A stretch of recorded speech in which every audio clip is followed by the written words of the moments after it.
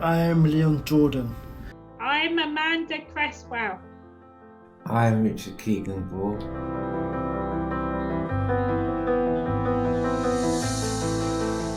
We are researchers at Kingston University.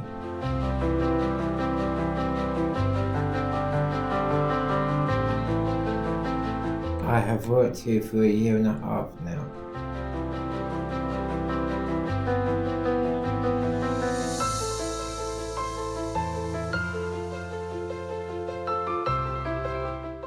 I have been a researcher for more than a decade, working on different projects with Irene and my colleagues.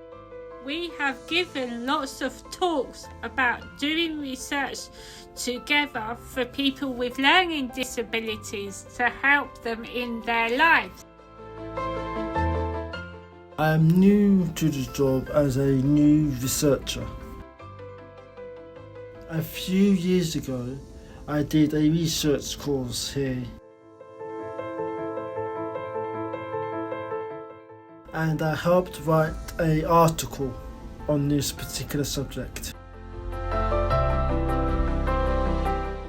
We are part of the researchers at Kingston University working on different projects. This was the first day we were all working together. We had a chat to talk together about what it's like with people with a learning disability working at the university. I didn't know you could be employed by a university as a research assistant, so I'm really surprised and pleased to do so. That's something I didn't think I would be able to do, but as the events so far have proved, that's not the case. And working in a university is a new avenue. And what is the most thing you enjoy about being a researcher employed by a university, and why? I think it's good for someone with learning disabilities being employed to be able to go out and to talk to other people with learning disabilities about the research what we're doing. And at the end of the day, that we're talking about people with learning disabilities, so we've got a learning disability, so we're the best people to be able to tell people about people with learning disabilities, yes. Yeah. I think people are so surprised that I can do research and help people, and they don't think that people with a learning disability can do things like this.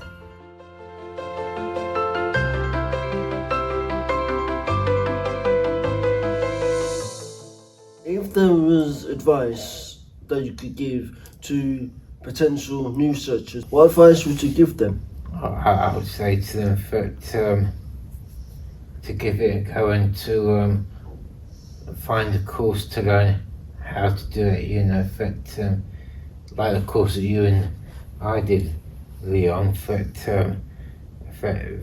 and get some experience on that, and if they get the opportunity to not be too scared and to go out for an interview or something, yes.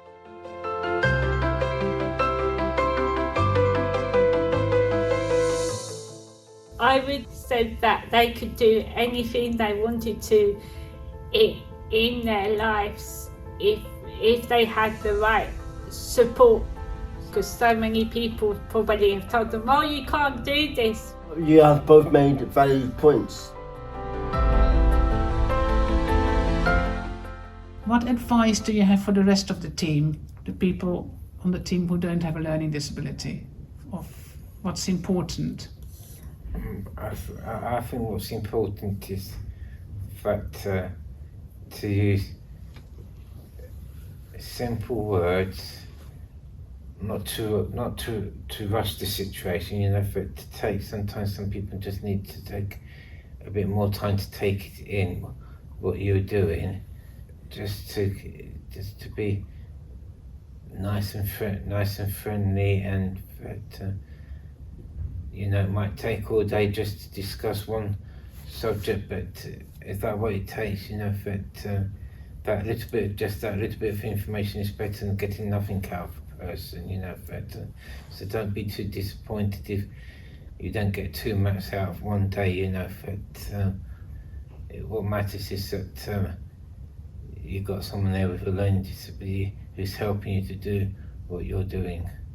If you don't have us helping you, it's like that you're putting words into our mouths and that we're not saying what it's really like. That when you got us here, we can feed you the information. You don't have to fish. You don't have to make things up. So make the use of us. Yes. We may have ideas, which we accept, but we have different ideas, and they sometimes can conflict. So when it happens, we can all just sit back and say and talk about it without anyone being offended or upset.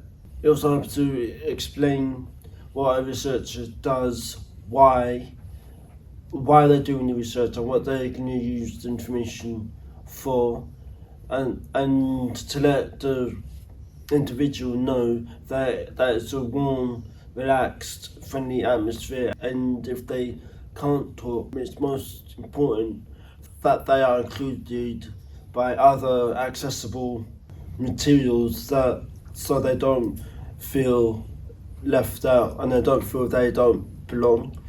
They still can make contribution.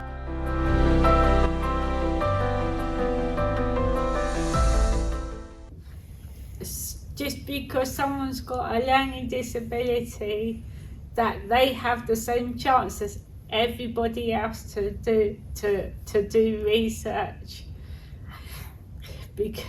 because not everybody will think of employing someone with a learning disability, and then other people can see, look, these people can work together as a team. Why can't we employ someone with a learning disability?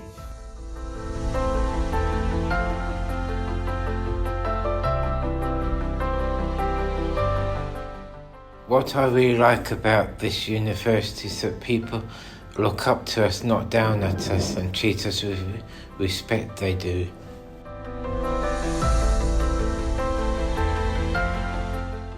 Hopefully we're leading the way and people following in our footsteps. We leave people who we work with who haven't got a learning difficulty, like Becky on the team, and like Johnny, who probably never worked with anybody with a learning disability before, can see that we can speak and we can say some useful things. Hopefully when they go on to further things that they take with them what they've learned from us. We're not just, we can do more what people think we can do, yes.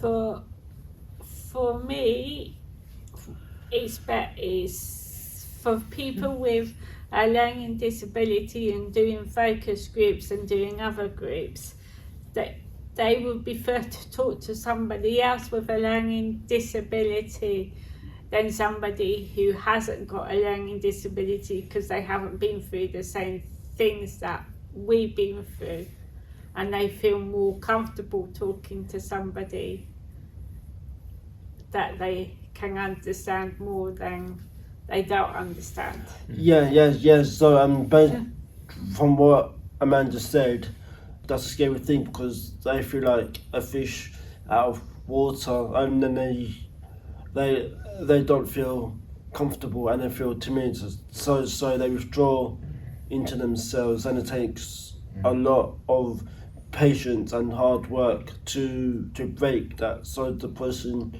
feels safer in their own community. The disability community doesn't get the chance to shine, doesn't get to input their knowledge. They get the door slammed in their face and they're oppressed and they miss out. And they miss out and they have very valid opinions, contributions to make. We're a bit more than just a pat on the back, you know. Exactly. We can give a lot more than just a pat on the back. You know? Exactly. We can be researchers researchers. and get paid for it.